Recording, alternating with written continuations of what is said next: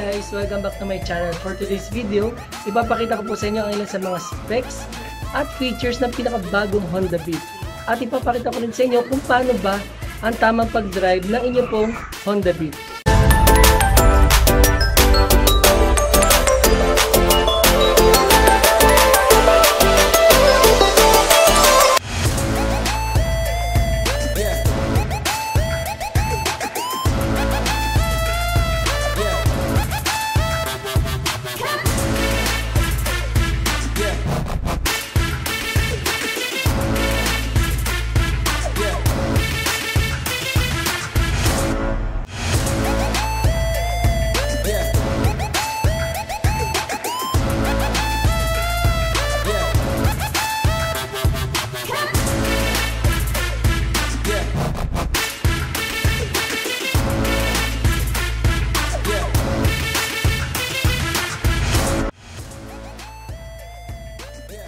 Ang kanyang pong front wheel ay disc brake na rin po.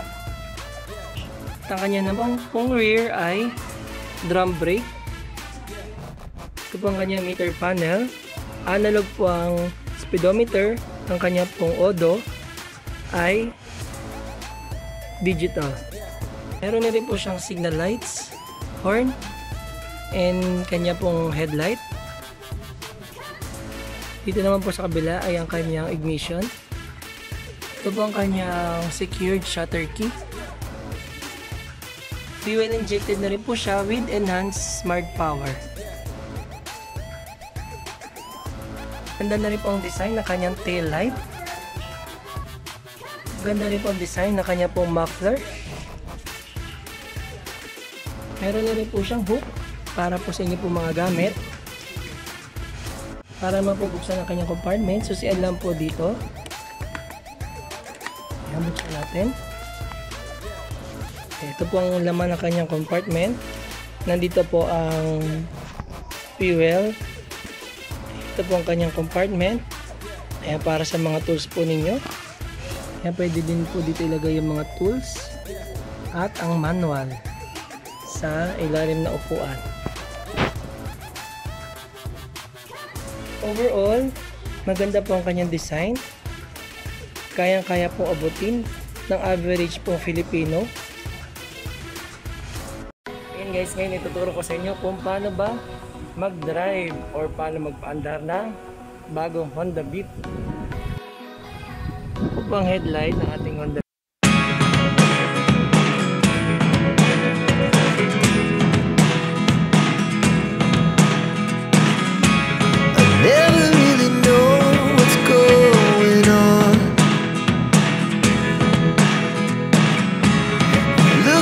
Sometimes like all you want to do is run. Hear me out, hear me out.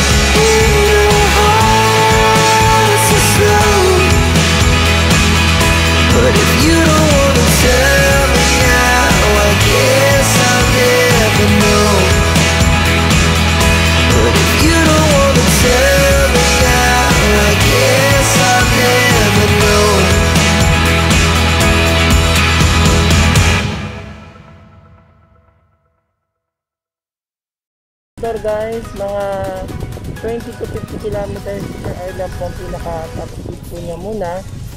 Dito po sa ating neighborhood. Ikot lang po muna tayo. Yan, gamit po ang ating Honda Beat. Yan, test drive po muna natin siya guys.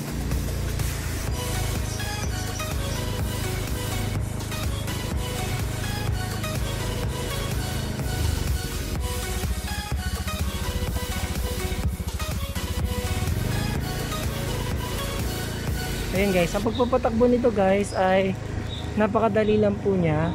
Ang dali po niya gamitin. Ayan guys, nandito tayo sa labas para i-test drive po ang ating Honda Beat. Ayan, ang masasabi ko lang dito guys sa ating Honda Beat ay maganda po ang kanyang performance. Ayan, tama-tama lang po ang kanyang acceleration. At kadalasan po yung ating speed ay mga 40 to 50, which is tama naman po para sa kanyang break-in period. And ang kanya po acceleration ay maganda. Okay din po ang kanyang brake, pero masasuggest ko po ay mag-brake po kayo ng gamit ang kanyang left and right or ang kanyang back and front po na brakes.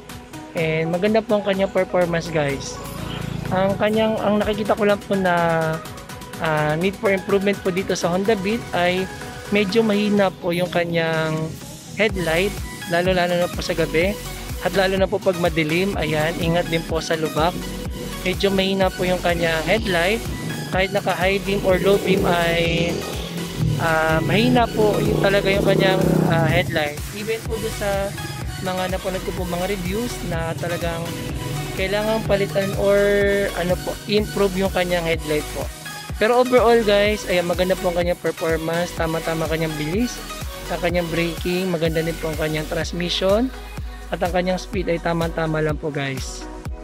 Kung nag-isip kayo guys, bumili ng Honda Beat, ayan, ang masasuggest ko po ay napaganda rin po siyang motor. Sa presyong abot kaya po guys at sa monthly na abot kaya ay tama-tama po ito guys. Lalo na po imbis na mag-commit po kayo at para magkaroon kayo ng social distancing sa iba po mga tao. At maganda na rin po guys na may sarili po kayo sasakyan. Ayan, pang commute niyo rin po yan guys. At pang transport din po sa kung sang lugar na gusto niyo pong puntahan, lalo na po kung nagtatrabaho po kayo papunta at pauwi po galing work.